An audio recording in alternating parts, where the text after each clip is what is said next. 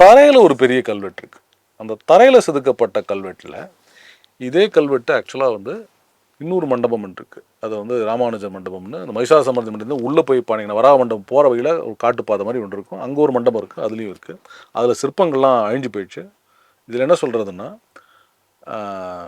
திக் தேஷாம் திக் தேஷாம் திக் திக் புனரப்பி திக்கஸ்து திக் தேஷாம் ஏஷான்ன வசதி ஹிருதயே கூ பத கதி விமோக்ஷகோ ருத்ரஹ அப்படிங்கிற ஒரு ஸ்லோகம் இருக்குது. திக் அப்படின்னா சி அப்படின்னு அர்த்தம். அடப்படா அப்படின்னு சொல்கிறோம் இல்லையா, அந்த மாதிரி அந்த சமஸ்கிருதத்தில் அந்த சி அப்படிங்கிறதுக்கு திக் அப்படின்னா. ஓகே, உன் மேலே ஐயா நீ போயுமே இவ்வளோதானா சி சி அப்படிங்கிற மாதிரி 6 வாட்டி திக் திக் திக் அப்படிங்கிறது. திக்குன்னா இந்த திசையே கிடையாது, திக் 4வது த போடுற அந்த ஒரு திக் அப்படிங்கிற வார்த்தைக்கு உன் மேலே என்ன சொல்கிறதுன்னா 2வது வரி முதல் 6 வாட்டி ஒன்றா நீ போடா போடா போடா அப்படின்னு கிண்டல் அடிக்கிற மாதிரி இருக்குது. அடுத்த வரியில் வந்து ஏஷான் ந வசதி ஹிருதயே, ஏஷான் யாருக்கு, ந வசதி வசிக்கவில்லையோ ஹிருதயத்தில், கூபத கதி தீய பாதையில் போறவனுக்கு விமோச்சனம் தரக்கூடிய ருத்ரன் யார் மனதில் இல்லையோ, தப்பான வழியில போறவனுக்கு விமோச்சனம் கொடுக்கக்கூடியவன் சிவபெருமான் ஆகிய ருத்ரன். அந்த ருத்ரன் யார் மனசுல இல்லையோ அவனெல்லாம் போய் C C C C C அப்படின்னு கிண்டல் அடிக்கிற மாதிரி இருக்கு. அதுதான் ஸ்லோகம்.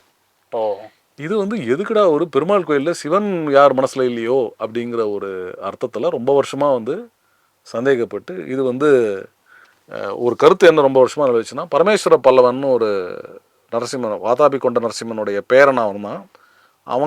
அவன் வந்து ஒரு சைவ தீவிரவாதி, அவன் வந்து ஒரு பரம சைவன். அவனுக்கு வந்து விஷ்ணு கோயிலில் பொறுக்கலை, அதனால் இந்த சாபம் மாதிரி இதை போட்டிருக்கான் அப்படின்னு ஒரு இது இருக்குது. ஆனால் இது வந்து அந்த தர்மராஜ மண்டபத்தில் ஒரு கொடை இருக்குது, அதுலேயும் ஒரு மாதிரி ஒரு நீளமான கல்வெட்டுலையும் கடைசியில் வருது. கணேசரத்தம் சொல்கிறதுல இந்த கல்வெட்டு 11 அதாவது ராஜசிம்மனுடைய 11 செய்யுள் உள்ள கல்வெட்டு கழிச்சு வருது. ராமானுஜ மண்டபம் சிவன் கோயிலாக தான் இருந்திருக்கணும், அதுக்குள்ளேயும் ஒரு கல்வெட்டு இருக்குது. சரி, எல்லாத்துலேயும் வந்திருக்கு. அதனால் வந்து இது சாப கல்வெட்டா, சாபம்னே ரொம்ப வருஷமாக சொல்லியிருந்தாங்க. சமீபத்தில் சங்கரநாராயணன் ஒரு பேராசிரியர் இருக்கார், காஞ்சிபுரத்தில் இருந்தார், இப்போ திருப்பதி சம்ஸ்கிருத பல்கலைக்கழகத்தில் பேராசிரியர். அவர் சொன்னார், இல்லை அது மகாபாரதத்தில் வனப்பருவத்தில் வர ஒரு ஸ்லோகம், அந்த ஸ்லோகத்தை தான் எடுத்து இங்கே போட்டிருக்காங்க அப்படின்னு. ஸோ அதனால் வந்து இந்த பரமேஸ்வரன் பண்ண சாபம் இல்லை, அது ஒரு இலக்கியத்தில் வரக்கூடிய ஸ்லோகத்தை இங்கே அப்படி பதிவாக பண்ணி வச்சுருக்காங்க.